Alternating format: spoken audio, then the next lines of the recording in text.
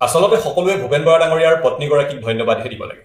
সেই সন্মানীয় মহিলাগৰাকীয়ে কালি খুব স্পষ্ট ৰূপত ভূপেন বৰা নামৰ মানুহগৰাকীৰ মুখাখন খুলি দিলে।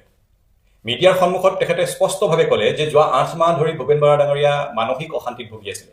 অৰ্থাৎ ৮ মাহমান আগত গৌৰৱ গগৈ ডাঙৰীয়াক অসম প্ৰদেশ কংগ্ৰেছৰ সভাপতিৰ দায়িত্ব দিয়া হৈছিল। সেই তেতিয়াৰ পৰাই ভূপেন বৰা ডাঙৰীয়া মানসিক কষ্টত আছে বুলি তেখেতৰ পত্নীয়ে নিজে স্বীকাৰ কৰিছে।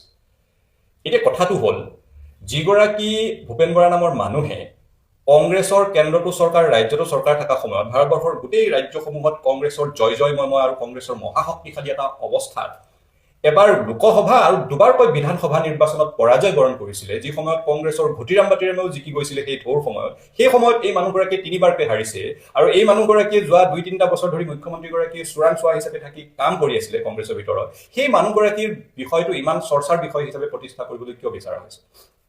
প্ৰথম কথাটো হ'ল, মুখ্যমন্ত্ৰী ডাঙৰীয়াৰ নিৰ্দেশত বা তেখেতৰ কণ্ট্ৰলত যিহেতু সৰহ সংখ্যক মিডিয়া হাউচেছ চলে, গতিকে ভূপেন বৰা ডাঙৰীয়াৰ টপিকটো জানি বুজি এটা হট টপিক হিচাপে হাইপ দি এই বিষয়টো উত্থাপন কৰা হৈছে। নহ'লে যি সময়ত কংগ্ৰেছৰ সকলোৱে জিকি যায়, খেলিলেই জিকি যায়, সেই সময়ত এই মানুহগৰাকীয়ে 3বাৰকৈ হাৰে, য'ত কেন্দ্ৰতো চৰকাৰ তেওঁলোকৰ, ৰাজ্যতো চৰকাৰ তেওঁলোকৰ। তাৰ পিছতো এই বিষয়টোক এটা বহুত অতিৰঞ্জিত কৰি বহুত এটা কিবা ডাঙৰ বিষয় হিচাপে দেখুৱাবলৈ এইকাৰণে চেষ্টা কৰা হৈছে, কাৰণ যোৱা কিছুদিন ধৰি কংগ্ৰেছে স্পষ্ট ৰূপত কৈ দিছে যে 2026 চনৰ নিৰ্বাচনৰ ইছ্যুসমূহৰ ভিতৰত মুখ্যমন্ত্ৰী হিমন্ত বিশ্ব শৰ্মা ডাঙৰীয়াৰ পৰিয়ালকেন্দ্ৰিক যিটো দুৰ্নীতি, তেখেতসকলৰ পৰিয়ালে যি সম্পত্তিৰ পাহাৰ গঢ়িছে, সেই বিষয়টো এটা নিৰ্বাচনৰ অন্যতম ইছ্যু হ'ব বুলি ইতিমধ্যে কংগ্ৰেছে ৰাজপথত নামি পৰিছে। আৰু সেই মুখ্যমন্ত্ৰী ডাঙৰীয়াৰ পৰিয়ালৰ দুৰ্নীতিৰ বিষয়টো, তেখেতসকলৰ সম্পত্তিৰ যে হিচাপ অসমৰ ৰাইজৰ ওচৰত দিব লাগিব, সেই বিষয়টোক তল পেলাব পাৰি নেকি, তাৰ এটা চেষ্টাৰ চিন হিচাপে ভূপেন বৰা ডাঙৰীয়াৰ টপিকটো বজাৰত মেলি দিয়া হৈছে। নহ'লে এই কথাটো সৰ্বজন বিদিত যে কংগ্ৰেছৰ পৰা যিগৰাকী মানুহে সকলো পাইছে, কংগ্ৰেছৰ সভাপতি হৈছে, বিধায়ক হৈছে আৰু কংগ্ৰেছৰ জয় জয়ময় অৱস্থাটো 3বাৰকৈ তেখেতক টিকেট দিছিলে, হাৰিছে, সেইটো বেলেগ কথা। সেই মানুহগৰাকীক কংগ্ৰেছে সকলো দিয়াৰ পাছতো আজি বিজেপিলৈ এদিন এটা তেখেতে আচলতে ঢাপলি মেলা নাই। বহুদিন ধৰি হিমন্ত বিশ্ব শৰ্মা ডাঙৰীয়াৰ চোৰাংচোৱা হিচাপে ভূপেন বৰা ডাঙৰীয়াই কংগ্ৰেছত কাম কৰি আছিলে আৰু সেইবোৰ কথা লাহে লাহে এতিয়া তথ্য প্ৰমাণ সহকাৰে কংগ্ৰেছৰ নেতাসকলেই সেইবোৰ ফাদিল কৰি আছে। ইতিমধ্যে মীৰা বৰঠাকুৰ ডাঙৰীয়ানীয়ে যোৱাকালি ইতিমধ্যে বহুত তথ্য সহকাৰে কথা ফাদিল কৰিছে। গতিকে বিষয় এইটো নহয় যে কোনোবা এজন কাম নোহোৱা নেতাক বৰ ডাঙৰ এটা প্ৰভাৱশালী বিষয় হিচাপে দেখুৱাব হৈছে। বিষয়টো এইটো হ'ল যে অসমৰ ৰাইজক এবাৰ হিচাপ লাগিব।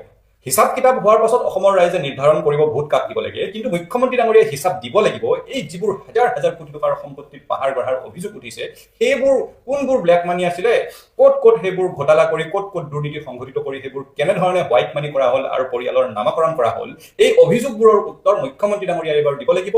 তেখেতসকলৰ মন্ত্ৰী বিধায়কসকলে যে শ শ হাজাৰ হাজাৰ বিঘাৰ মাটিৰ মালিক হৈছে, সম্পত্তিৰ মালিক হৈছে, চাৰিওফালে যে তেখেতসকলে এটা সমান্তৰাল ইকনমি, এটা অৰ্থনীতি গঢ়ি তুলিছে, পেৰেলেল ইকনমি এটা গঢ়ি তুলিছে, এই হিচাপ কিতাপবোৰ অসমৰ ৰাইজৰ ওচৰত দিব লাগিব।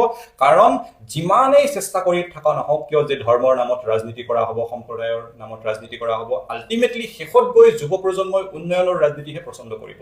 বৰ বেছি দিন বিভাজনকামী ৰাজনীতিয়ে মানে স্থান নাপায় আৰু চলিব নোৱাৰে। কাৰণ বিশ্বায়নৰ যুগত যেতিয়া হাতে হাতে মোবাইলত মানুহে দেখিব বিশ্বৰ কোনবোৰ দেশ কেনেধৰণে আগুৱাই যাবলৈ ধৰিছে আৰু ভাৰতবৰ্ষত কিহৰ নামত ভোটদান কৰা হয়, ভাৰতবৰ্ষত যুৱ প্ৰজন্মক কেনেধৰণে বিপথে পৰিচালিত কৰা হয় ধৰ্মৰ নামত, সম্প্ৰদায়ৰ নামত, এই কথাবোৰ বেছি দিন নচলিব, এটা সময়লৈকে চলিব। কিন্তু শেষত গৈ সকলো বিষয় আহি পৰিব উন্নয়ন, সকলো বিষয় আহি পৰিব কোনে কিমান দুৰ্নীতি কৰিছে, এই সকলো হিচাপ নিকাচ অসমৰ জনতাই কৰিব, নৱপ্ৰজন্মই কৰিব। আৰু এদিন নহয় এদিন এই সকলো বিভাজনকামী শক্তিৰ অৱনতি হ'ব, এই বিভাজনকামী ৰাজনীতিবোৰ এদিন নোহোৱা হ'ব। ধন্যবাদ। জয় অসম।